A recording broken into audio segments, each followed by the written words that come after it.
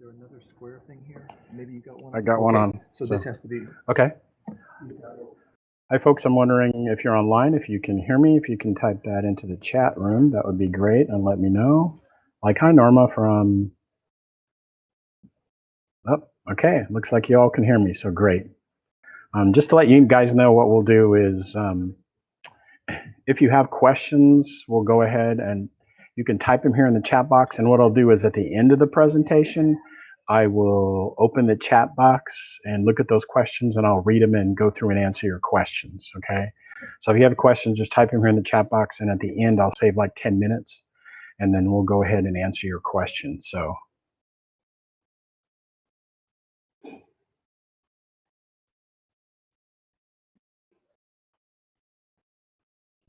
have to move this back over here. There we go.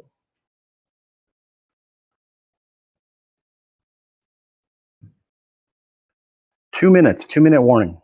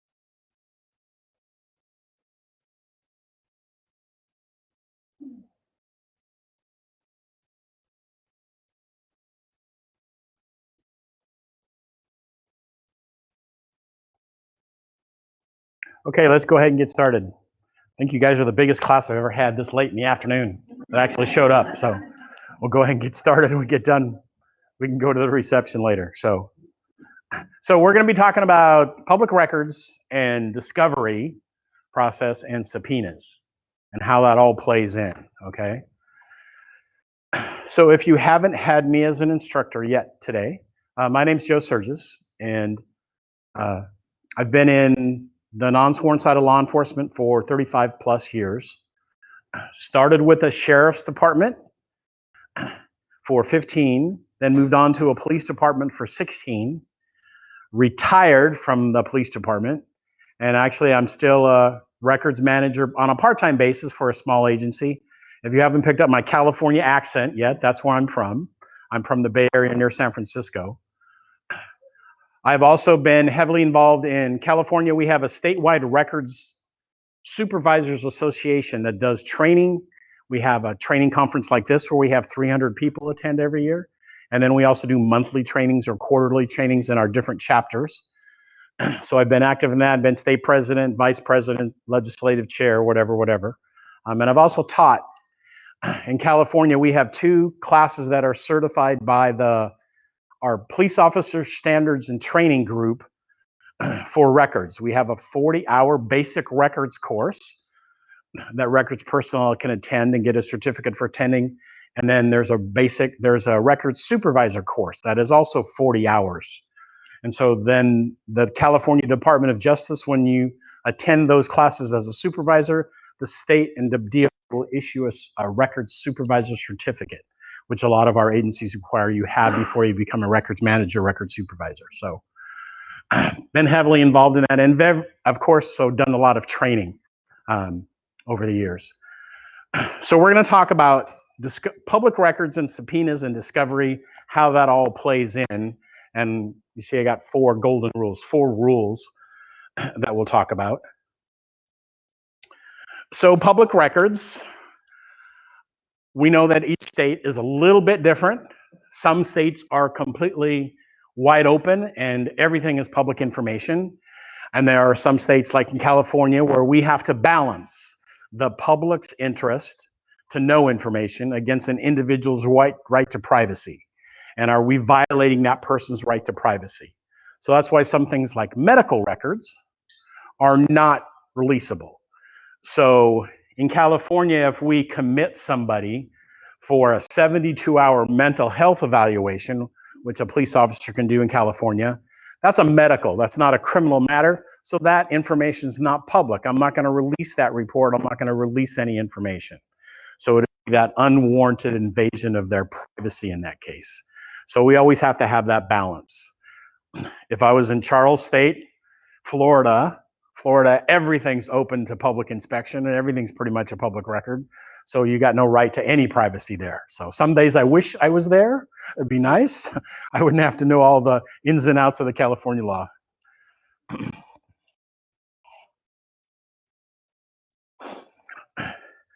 So again, it depends if it's gone to court.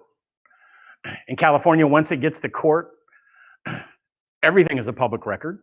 So that any citizen can go to the court and look at criminal matters or civil matters. And a lot of other states, it works the same way. Once it's gone to a court, then it becomes public information to anyone who wants it from the court, and they can look up information. Usually anything that goes before your governing body, board of supervisors, county commissioners, city council, anything open in an open public forum that's presented, that information is public. Okay, because it's presented in that public forum, that open format. So anything presented there, like my chief always goes and presents all of our crime stats, and he does a report. Well, that report is public information. He presents it in an open public forum to the city council. Anyone can ask for that information now. We've made it public. Okay. And in some cases, for public records, if you have exemptions, so like in California, I have to release criminal information, arrest information. That's public. Who we arrested, when we arrested them, where, charges, height, weight, hair color, birth date, all of that information is public. I have to release that information. So, and that's arrest information is a number of states, it's public information. Also calls for service. How many times did you respond to a particular address? What types of crimes were occurring there? A lot of, I always say, summary information, general information. Yes, we responded to this address for a burglary. Someone was arrested. They stole TVs, they stole money, they stole jewelry, but you don't get a detailed listing of what jewelry they took or how much money they took or anything like that. So summary data, general information. So a lot of general information under the public records laws are information that you have to release. So discovery, the discovery process. So this is for criminal cases, and this is how the public defender, the private criminal attorney, it's a process they have to go through to get information. They just can't come in and demand a Public Records Act request. Well, they could make a Public Records Act request, but what are they going to get? They're only going to get the public information in that case. Where they're entitled to through discovery, they're entitled to all of the evidence that might be presented against their clients. So body camera video, 911 call, police reports, lab results, interviews, witness statements, all of that stuff. Their attorneys can get that. Okay, unless they're acting as their own attorney, and there's a million jokes about that, but they have to have somebody then working for them. A legal tech, a legal runner, an attorney who's assisting them, who's entitled to get that information. Because in most states, if I'm the bad guy, I'm a person that's arrested, I can't have the victim's information. I can't contact the victim, but I can have this third party, this legal runner, this law student who's working for me. They can contact them. I can't have any direct contact. Obviously, because we don't want the bad guy to be intimidating that witness, right?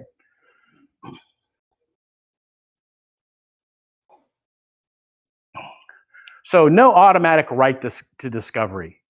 In some states, the defendant has to obtain and file a motion to get it. In most cases, if the prosecutors filed a case, filed charges against the individual, then the individual, or again, the individual's attorney is entitled to get that information.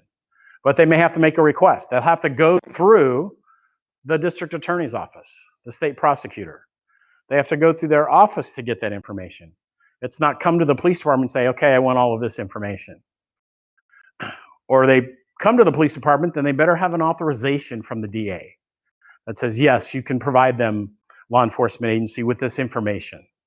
So they either get it from the DA's office, district attorneys, or they get it with an authorization from the DA. But they can't just walk up and demand the information. Okay, they have to go through a process.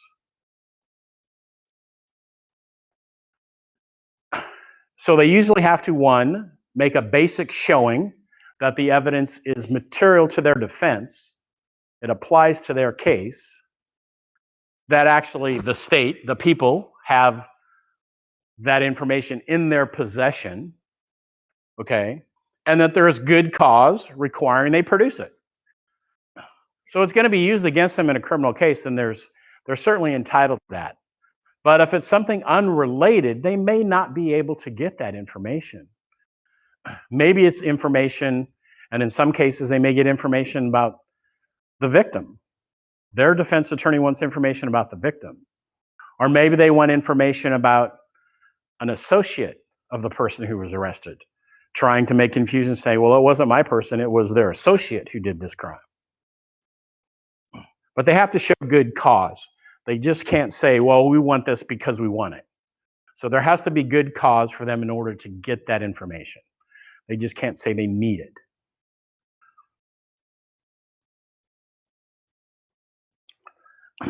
So one of the cases up here, this was a Hallmark case in regards to evidence. And so Brady versus Maryland. What this did is this big long word here, exculpatory, okay, that they're entitled to any evidence the state has. And if the state, during their investigation, comes up with evidence of someone else may have committed this crime, then the state is required to turn that information over.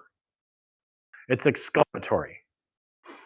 Same thing with a lot of information now about police officers and what's in their personnel files. So use of force complaints is exculpatory. A lot of attorneys are now asking for that information because they want to impugn the testimony of the officer. Okay?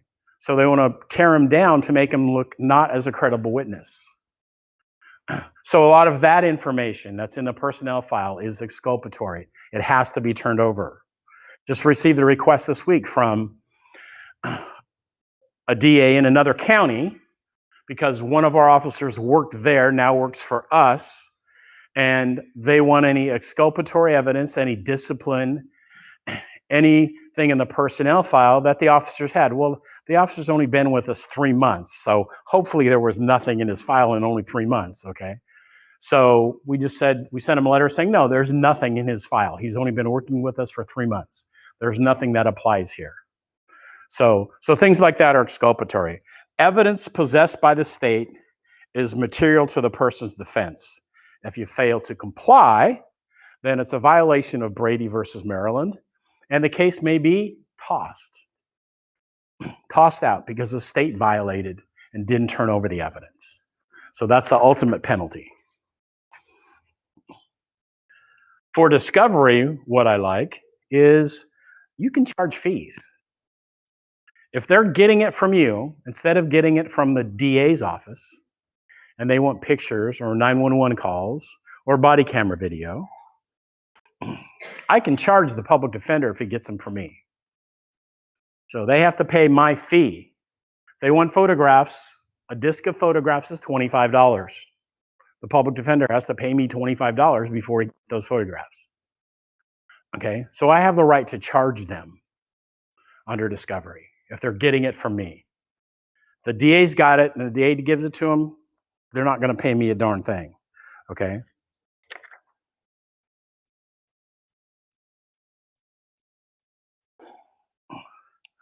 So typically, discovery involves exchanging information or evidence that they intend to use against that person.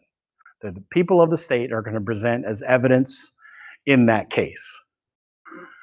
So crime scene, photographs, forensic evidence, DNA evidence.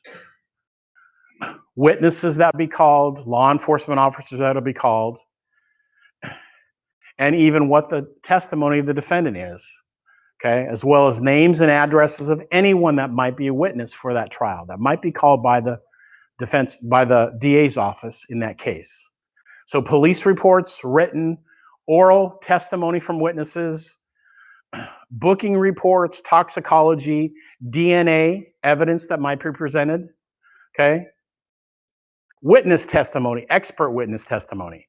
Maybe it's a domestic violence case. And so the DA might be calling in somebody who's an expert on domestic violence and the mental process that a victim of domestic violence goes through. So they may want to have that expert come in, okay? Any other form of raw evidence obtained by the prosecutor's office. So anything that's going to be used in that case, they're entitled to see it.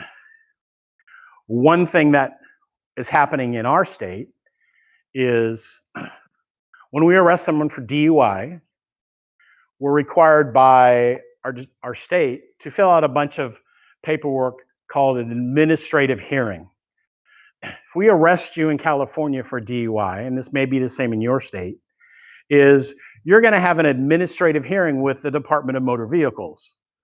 They're going to review your license and decide, do you get to keep your license? They're going to take your license away. Is it going to be restricted so you can go back and forth to work only for driving? And so in that, we have to provide them with a bunch of evidence. We have to provide them, the officer has to fill out a whole bunch of forms, a sworn declaration, has to provide the results of the blood draw or the PAS, how drunk was the person, and a copy of all our reports. And we have to send that to them for their hearing. Well, something in California is the attorneys have discovered a way to kind of circumvent this discovery process, and that they serve us with a subpoena from the Department of Motor Vehicles. And so they're not only asking for the stuff relating to the DUI, they're asking for body camera video and the lab results, but all the bookings and interviews and all sorts of other data that they wouldn't normally get for an admin per se hearing. So they're getting all this evidence way in advance of any criminal case, because then they can give it to their experts and have their experts go over and shoot down, have more time to come up with a defense to get the person off. So I don't know if that's happening in your states, but I know it's happening in mine. They've discovered a loophole. They're always looking for a loophole to get through discovery so they can get the information sooner, so they have more time to tear it apart, to look for holes and create a defense.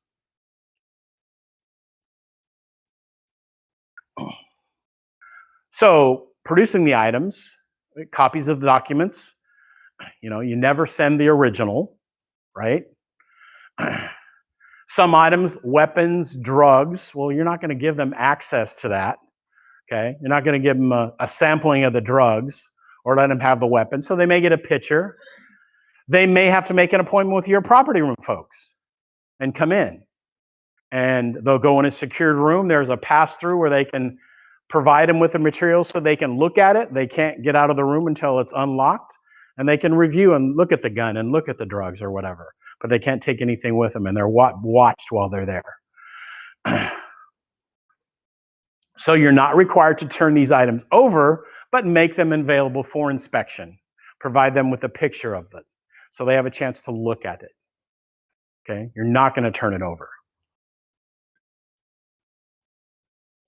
Get back up here. So timing depends on your state's discovery rules. Once criminal charges have been filed, then they certainly have a right to get the information. But again, do they have to go through your state prosecutor, district attorney's office? You've turned over that information already to them. You've already provided them with a copy of the police reports and lab results and body camera video and whatever else to just get the case filed. So the DA already has that information, so they can turn it over quickly once a public defender or a private attorney's been assigned. Some states either automatically or routinely send it off. They'll ship it to the public defender's office. They'll ship it as soon as that private criminal attorney's been hired and send it to them. Some, they have to make the request. Some say you have a number of days. I know some states say after charges have been filed, 20 days that you have to produce this material to the other side. Or it's a mutually agreed upon time. You can come to a mutual agreement depending on how much information, how much stuff it is. Okay? So the remedies, if somebody decides to violate this, it depends on what the impact of the evidence is. So it means the defense must show that the evidence introduced could result in them not being found not guilty in a case. So on the flip side, if they're trying to get information by circumventing the discovery process, then the district attorney's office can go to the court and issue some sanctions against the attorney for going through the process. In California, our law says this is the only way you get discovery. You have to go through this process. In other states that I've looked at, it's the same way. You have to go through the process to get the information. If you try to circumvent it, then the DA has rights and can ask for sanctions against that attorney for circumventing the process. But in that case, I'm not doing anything. I'm calling the attorney. I'm calling the district attorney and say, hey, this attorney's trying to circumvent this process. Let the DA deal with the attorney and let the DA deal with the court for sanctions purposes if they're trying to circumvent. So public records, discovery, and subpoenas. Subpoenas for the production of records. A subpoena duces tecum. And what this is a process that's been set up by the courts. And all it is it's an informal process. It's a process the courts set up to speed up the release of information in cases so the court doesn't have to get involved. So the judge doesn't have to issue an order. Okay? So they fill out the paperwork. As long as, key thing to remember is they have to have filed a case with a court. So if you receive a subpoena, the first thing you should look for is a case number, a docket number. If you don't have a docket number or a case number, it's not valid. If they didn't file anything with a court, they can't issue you a subpoena. So that's the number one thing to look for, is that docket number. If they didn't have a docket number, if they don't have a docket number, means nothing's been filed with the clerk of the court, it's not valid. They can't just send you a form filled out. So know what your docket numbers look like, so somebody can't just write a fake docket number in there. Okay, and maybe you might have to call the clerk of the court to see if something was filed to confirm it. Question in the room is, does it have to have a judge's signature? It depends on what type of subpoena it is. It might not have the judge's signature. There is a subpoena called a deposition subpoena that will not be signed by a judge. It might be signed by the same attorney who's asking you for the information. Okay? And remember, a subpoena duces tecum is not an order from a judge telling you you have to do it.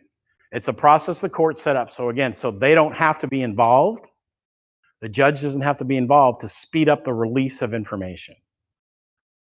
Okay? So yeah, it doesn't necessarily have to be signed by a judge. It might be signed by the attorney who's asking you for the information.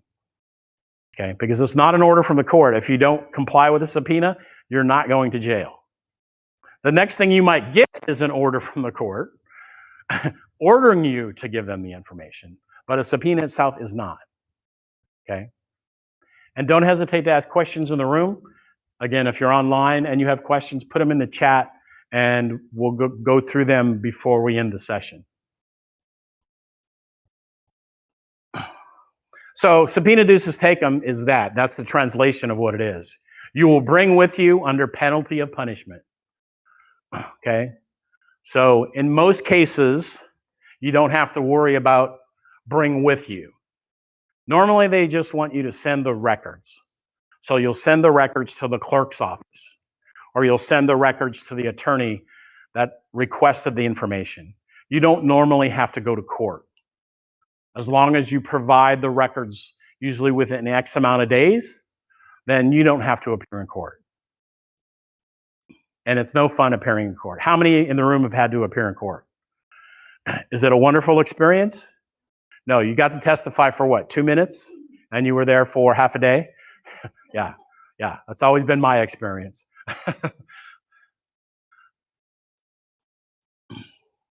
So like I said, it's not an order from the court. It's that process the court set up to speed up the release of information, okay? So here are the 4 things to remember. 1, is it your criminal case or is it another agency's? So this has to deal with a criminal subpoena. If it was a case where your agency arrested someone and your agency wants that person prosecuted, they have to go through discovery to get anything. They can't serve a criminal subpoena on you. It's not valid because your agency arrested that individual and wants that individual prosecuted. They have to go through your state's discovery process to get the evidence in those cases. So if they serve a criminal subpoena, it's not valid. It would be valid if it's for an old case, a case that's been closed 2 years ago, or maybe a case that isn't even related. Okay? So it can't be for the current case where you arrested somebody and you wanted somebody prosecuted. It can't be, it's invalid. That's a case where you pick up the phone and contact the DA and talk to them and say, hey, they're trying to get around the discovery process. They serve a criminal subpoena on us. And make the DA call the attorney and say, bad attorney. Number 2, have charges been filed or is the case still under investigation? Well, if nothing's been filed and it's an open investigation, they're not entitled to discovery. That arrested person coming to your counter saying, I want to get a copy of my arrest report, is going to hear that 1-word, 2-letter response, no. Okay? Until charges are filed, until the investigation's closed and a decision is made, the arrestee, the suspect, is not entitled to anything. Okay? They can't have anything. So until you close it internally, until the DA closes it or the DA files charges, they're not entitled to nothing. They can't have anything, they have to wait. In most cases, that could be up to a year. Okay? They will have to wait. They don't get anything from you. While that case is still being investigated, it's still being reviewed at the DA's office. The DA hasn't filed any charges. Would the release of this information be that unwarranted invasion of privacy? Did they serve a subpoena on you and they want medical records? Do they want stuff from a personnel file? That's an unwarranted invasion of privacy. Unless they put me on notice that they wanted my records, they're not entitled to those records. And finally, consult with the prosecutor, the DA's office, or consult with your city attorney, county counsel if you have questions about a subpoena. If you have access to them, use them. If your city has an attorney on staff, that's what they get paid for. Okay? My only caveat to that is when you go to that attorney, have a game plan in mind. Saying, hey, based on my trainings that I've had, based on my 30 plus years of experience, I don't think they're entitled to this information. Can you review it and do you agree or disagree? I've always found that if you go to an attorney and say, tell me what to do, that usually in those cases they will tell you to give it up. Okay? Because they don't want to go to court. They don't want to go through the paper, whatever the reason. But they'll say, give it up. Okay? So like I said, always have a game plan. I've trained many city attorneys over the years. on the Public Records Act and stuff. And so I always have a game plan so I don't say, please tell me what to do. Because they always say, give it up, turn it over. They don't want to have to deal with it. It's just the nature of the beast. So like I said, if it's your criminal case, they have to go through discovery.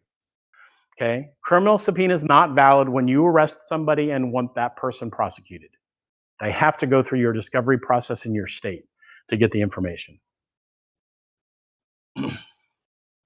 If it's still under investigation, again, they've got to wait until a decision is made. Whether your detectives say they're going to close it in-house with no prosecution, or it's gone to the DA's office and the DA sends it back, no prosecution. Then, as the arrestee, I'm going to be able to get some information, but it's going to be a redacted report. I always say it's going to look like Swiss cheese. Because they can't have, in California, they can't have victim information. They can't have witness information. They can't have their names anywhere it appears in the report. So I'm getting my whiteout and taking that person's name everywhere it appears in the report. When I talk to police officers, I always say, you know, if you write your 10-page report and you put victim in there, it sure makes my job a lot easier. Because if you put Mary's name there, I have to go through that 10-page report and redact out Mary everywhere I find it.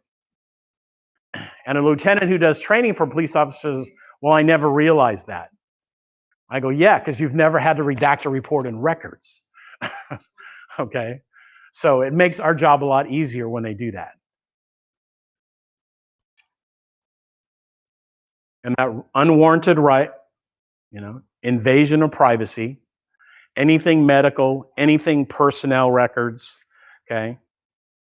And then finally, again, consult with your attorney, okay? And I'm sure judges have heard that before.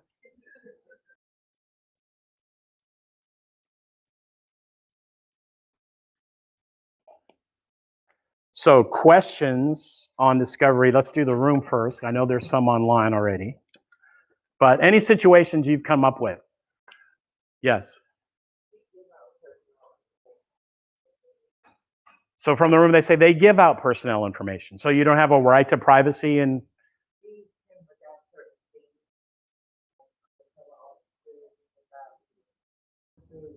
personal information about their address, their phone number, things like that. You wouldn't tell them how to go find them.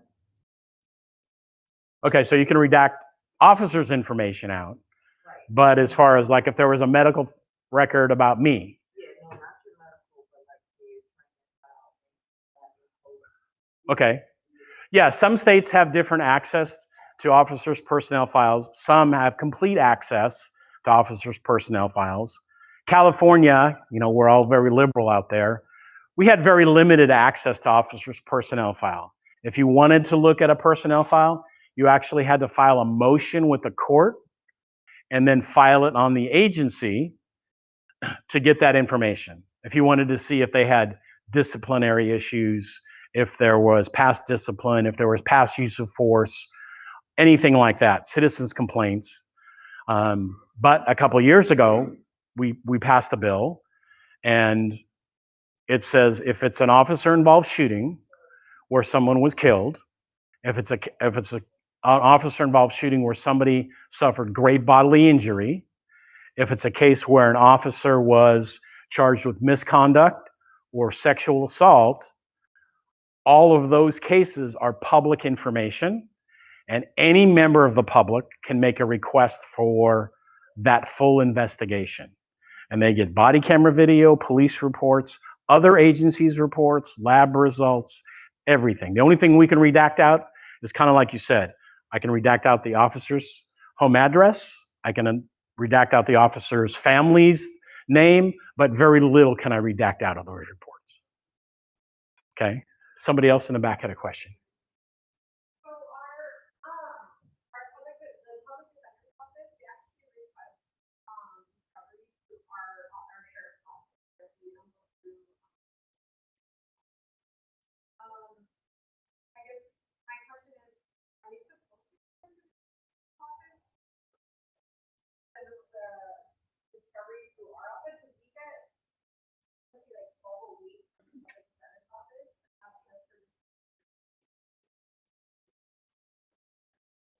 So for the folks online, the question is, can the public defender come directly and get information, can get discovery directly from the agency instead of going through the district attorney's office? And I would say no, they're not entitled to. That in most of the states, they go through discovery through the state prosecutor to the DA's office.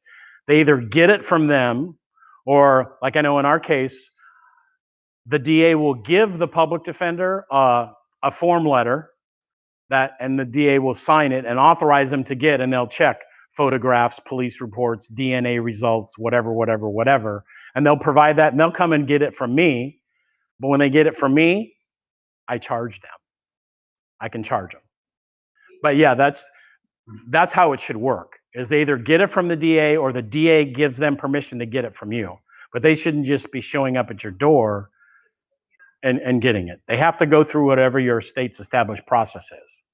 And that's usually how it is. They have to get it from the prosecutor or get an authorization to get it from you, from the prosecutor. I've talked to plenty of public defenders who say, well, I'm serving you through criminal subpoena. And I will say, well, I'm not going to give you the information because we arrested this person, we want him prosecuted. Well, I can. Well, you certainly can, but I'm not turning anything over to you.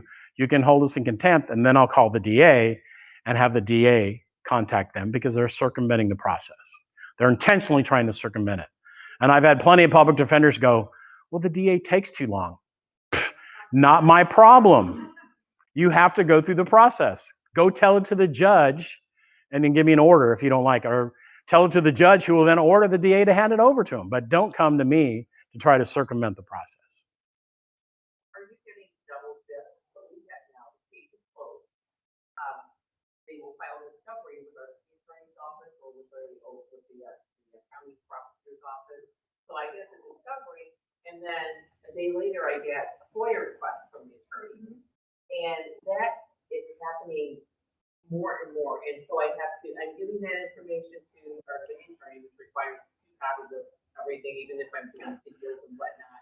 Then I get the FOIA request from the attorney, and it's insane. So the question in the room is they're getting a discovery request, and they're also getting a Freedom of Information Act, a Public Records Act request. There's nothing in the law that prevents them from making a PRA request, but they'll get less information. Well, they're getting what they're getting from. Yeah, they'll get more through discovery. I guess it's more of a pain in the butt on my Yeah. end, because of course what I send to the city attorney to them and that redacting and whatnot, then I get that same request, and it's a closed case now, so they can request from us, body cam dash and FOIA, and they can get it. So I have sent 2 copies of that video and whatnot to the city, one for the attorney and one for the attorney, and then I got the attorney requesting it. It's from FOIA. So Have you called the attorney and say, hey, you sent me a discovery request, now you're sending me a Public Records Act request. Why?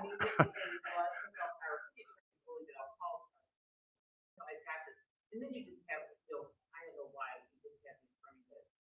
I don't want it to go away. But a lot of them, once I call them or the attorney calls them, they'll say, oh, well, never mind. Well, here's my thing about attorneys is just because they're attorneys, no attorneys in the room, right? Okay. Doesn't mean they know the law. Okay. I have a gentleman his wife lives in our city, and so they always have child custody issues. He lives 30 miles away. So he comes to get his kids, and the wife says, no, I'm not letting you take them. It's COVID. You can't have them. So he calls us. We go. We take a report. We document in a call history. Child custody exchange didn't happen. So he sends me a subpoena a couple weeks ago and says, I want all the calls for service. Yeah, that's what I did. I shook my head. All the calls for service that show that he had called us and that the custody exchange didn't happen because of court. Well, he filled out his subpoena, and on the subpoena, he put a production date. He wanted it on May the 26th at 9 o'clock, Department 29. Okay. Well, that's the date I'm going to produce those records, is May the 26th at 9 o'clock. I'm going to mail it to the court on May the 26th. Okay. Well, he happened to put down That was his hearing date. I said, hey, buddy, not my problem. If you want to send me another subpoena with a corrected production date, I will gladly send it to you. And so he says, but the law says you're supposed to produce within X amount of days and X amount of days. I said, it does, but you provided me with a production date. And so that overrides that law. And I told him not once, not twice, 3 times. Send me a new subpoena with a new production date. He never did. So I mailed on May 26th all the information he wanted. So like I said, just because they're attorneys, he's been practicing. A friend of mine looked him up on the state bar's website, and she goes, well, he's only been practicing law for a year, and he practices corporate law. I said, well, there's a shock. So it's like, just because he's an attorney doesn't know. And I've had attorneys when I first started. We had a big, famous defense attorney in our county, and new records manager kid on the block, been there 2 weeks. He's coming in and saying, oh, I need to get this evidence for my case, for my defendant. And it was like, well, don't you have to go through discovery? So, because they will test you always to see what they can get away with. Well, how many times have you heard this? Well, agency XYZ gave it to me. Why won't you give it to me? Okay? It's like, darn well that agency XYZ did not give that to them, but they're just making it up. So, any other questions? Yes. On that production date, don't mail the stuff until that date, and then companies will have their process servers or the companies that'll collect it. So if we send it to the court or back to the address they have. So the question for you folks online is, who do you send the subpoena to? It depends on what type of subpoena it is. There's basically 3 types: criminal, civil, and deposition.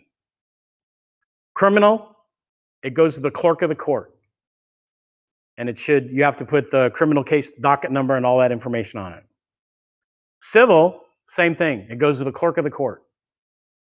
So you don't send copies to the attorney. The deposition subpoena is the one that's different.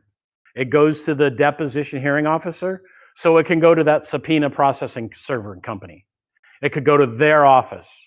Or like I said earlier, it could go to, I'm the attorney, I'm doing a deposition, I serve a subpoena on your agency and I signed it, and I'm the deposition hearing officer. So it's going to me. But a civil and criminal always go to clerk of the court. The only thing the attorney should get is you have a document called a declaration that you're certifying the records that you're sending as true copies, and you did them during the normal course of business. He can get a copy of that. And all that shows is you had records or you didn't have records. And if you did have, then he knows you sent them. But you don't send them copies of the records. They don't get copies of the police reports. All that stuff goes to the clerk of the court. It goes in the file. And then when it's time, they will do what they call an in-camera hearing. They'll go into the judge's chambers, the attorneys and the judge. If you have to appear, then you'll open up the envelopes. The judge and the attorneys will look and decide what comes in and what won't come in. Then you go back on the record and testify. The majority of the time, they don't want you. They just want the records. I don't know what you charge in other states. I know Florida, I think you get a whole whopping $6 if you have to go testify in court. California is at the opposite end of that spectrum. If they want me to appear in a civil case or a deposition case, they have to pay my agency $275. And that's a deposit, because it's for my time, officers' time, dispatchers' time away from work, and somebody's backfilling, especially if it's an officer, somebody has to work their beat. That's a deposit. You can bill them for more if it's more than that. You refund them if it's less. But at $275, they don't want us to appear very often because nobody wants to spend that money. Okay, but in some states, you don't get the charge and you have to appear. You're part of your job. So, yes. If they don't call it, the party that sent they're not. The question is, if the subpoenaed party didn't call that person off, do you get to keep the money? Yes. You get to keep whatever your expense was. So you might have to refund them some of that money. But if, you know, the officer gets a minimum of 3 hours for a court appearance and they never called him off and he went to court, then they're not going to get all their money back. So let me look and see if we have some questions. I know that we do in the chat. So let me go in there and see what we got.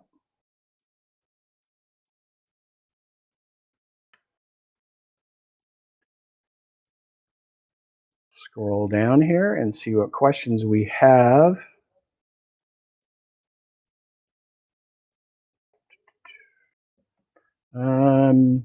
Yep. Go back up a little bit. Somebody just typed in a question.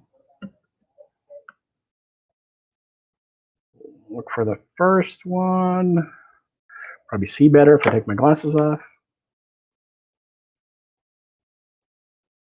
And this looks like the first one.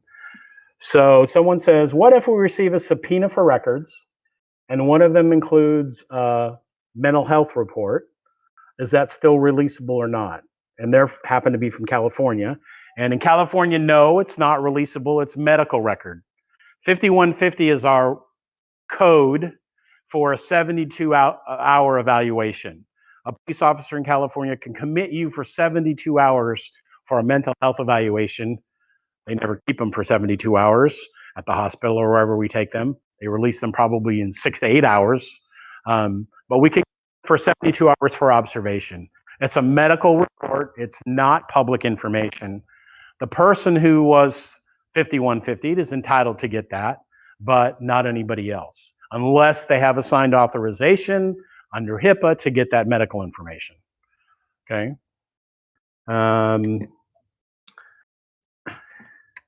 So I answered the next question by answering that question. Someone says, is the fee for the public defender the same as in all states? Well, it depends on what your fee schedule is, as far as what you can charge or what your city fee schedule is. That's passed by your city council or passed by your board of supervisors. You set your fees. How much is it to get a copy of a police report? How much is it for photographs for an accident? All those fees should be set by those council, by the board of supervisors. And once they're approved, they're public record and you go by that list. So if a public defender wants a disc of photos and they come to get them from you, you can charge them $25. Okay. I have a question about fees, just so I can Okay. that. Is there anybody else in here whose agency doesn't charge for reports or photos or anything? Question in the room was, does anybody not charge for reports? And there's about 5 or 6 hands up where agencies don't charge for reports. For the only thing that we charge at our agency is civil property. A lot of agencies don't charge fees. My fee is $5 for a copy of an accident report or a police report. I can give you an agency in California that charges $47 for a copy of a police report or accident report. We keep getting walls where nobody can agree on what they feel is a reasonable amount, and it's still being fair to all involved parties. In that case, what you need to look at is, have you ever done a time and motion study? Is what needs to be done. Google time and motion study, and it will tell you how, basically you're looking where, how much does it cost you to produce that report? Electricity, making a copy in your copy machine, staff time, all that stuff can play into it. And that's where you determine what's a reasonable fee. Right. Some charge 10 cents a page or a flat fee and then so much per page after that. Yeah. Yeah. Agencies are all over the place. Question? What we do is, in our agency, is we will allow the first 30 minutes of a request free, and then after that, what we do is we charge our lowest person that's the lowest pay. But it's timed in with their benefits, insurance, and so forth. So Okay. $20. Yeah, and fees are, I'm an advocate of just, we don't make any money on it, so give it for free. But some agencies will charge a fee just Because then they won't keep coming back every time to get it. Well, we gave you 6 copies of this report already. So it's time you're not getting any more, okay? Excuse me. We got knocked down by our state. We did charge, in some ways, some of those people who just nag you all the time, but the state, like, I call those serial Public Records Act requesters. They got nothing better to do. like 3 years ago, the state knocked us down, we charged about so many USDs, and the state came back with, you can only charge, what they allow us to charge, we stopped charging because it was, to create, it cost more to create the invoice. Right, it costs more to create the invoice than what you were getting from the fee, so. So I get that Yeah. was what happened. But that's pretty typical all over the country is there's agencies that charge nothing, there's agencies that charge high amount, and everything in between. It's just whatever your council wants to do.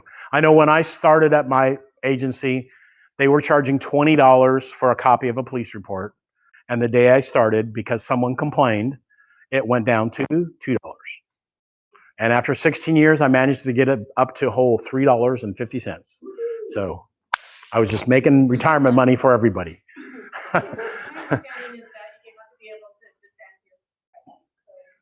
Right, you have to justify the pricing that you're charging.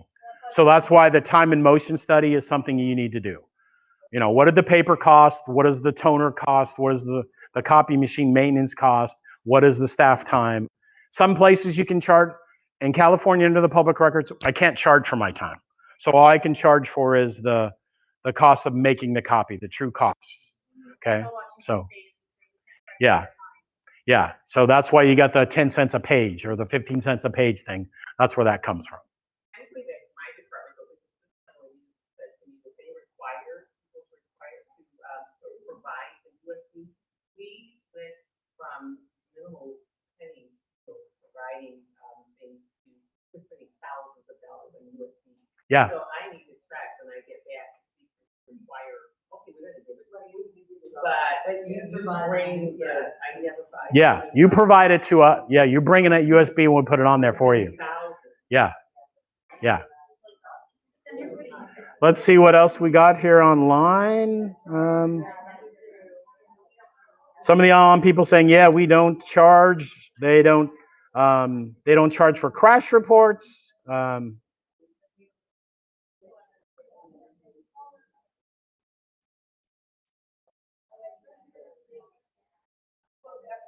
So some of the people online are saying they charge for their time. They don't charge for crash reports. If they can send it digitally, they don't charge them. So again, it's kind of all over the spectrum there. Anyone else in the room have any questions? Before we, yes. What do you do about attorneys that are using a FOIA basically as a discovery? So the question in the room is, they're using it a FOIA, a Public Records Act request, as a discovery request? Well, they're only going to get what the nosy neighbor would get. They're not going to get all of the stuff. So they're not going to get all the discovery they're entitled to. They're only going to get what's public information. So if they only want public information to defend their client, as a client, I don't think I'd want them as my defense attorney because they're going to miss a whole bunch of stuff. So.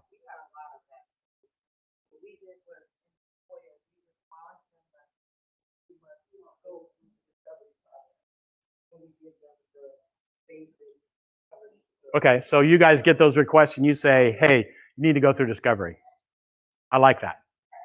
Now, I know it's where they provide us with a by their client, then they can get more information. Or if they give us the yes, the comment from move, if they provide a release from their client, sure. If they provide a release from their client saying, and that case is closed, right, not being prosecuted, then certainly I'll give them a copy of the report. I'm going to redact stuff out of it, though. They're not going to get a. Yeah. Yeah. No, it doesn't. Yeah. Somebody else, Pink. Yes, I know.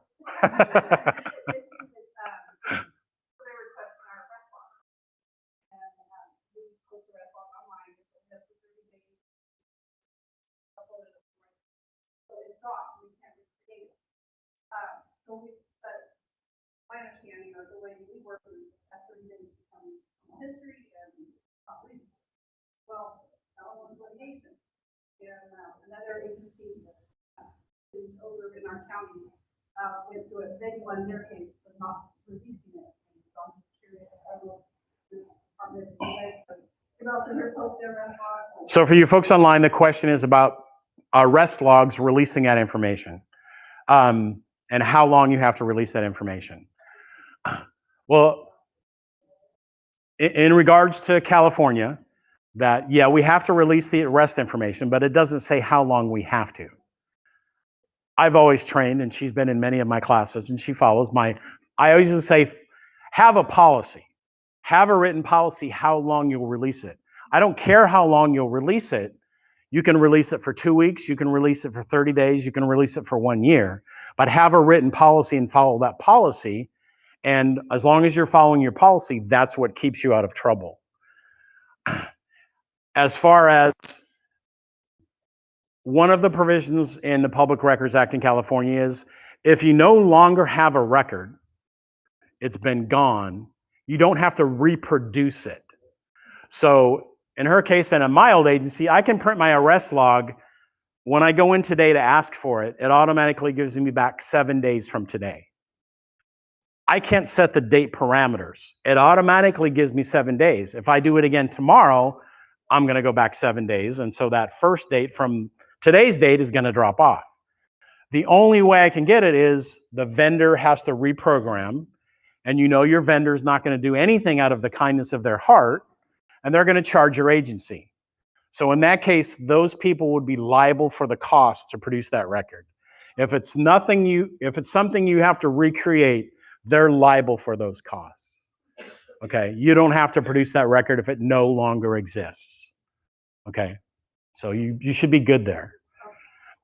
And what's the agency? Is that like CH is the initials of the agency? Okay. Any other questions in the room?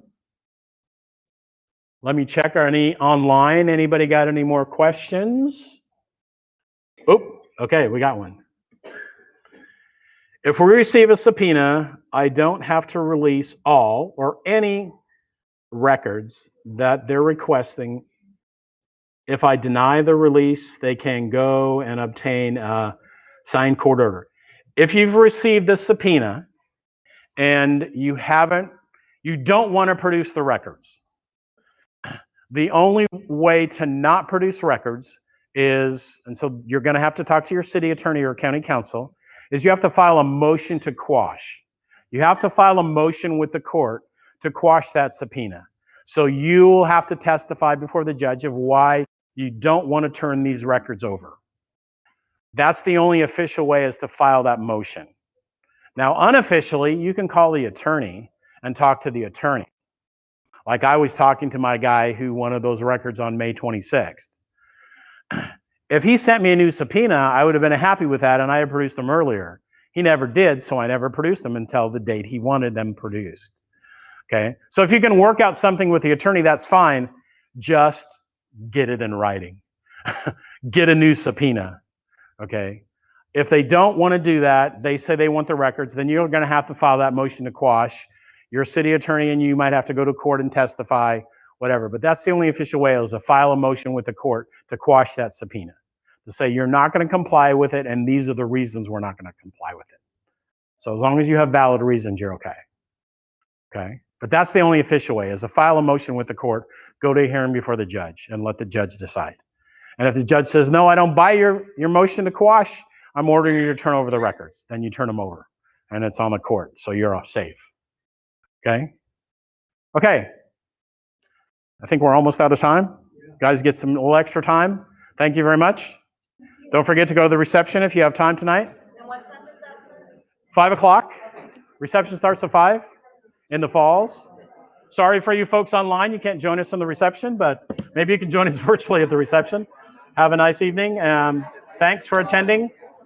And again, the recording will be available to you all. And also the PowerPoint will be mailed out to all the attendees, so you'll get the presentation as well. So have a good evening, everybody.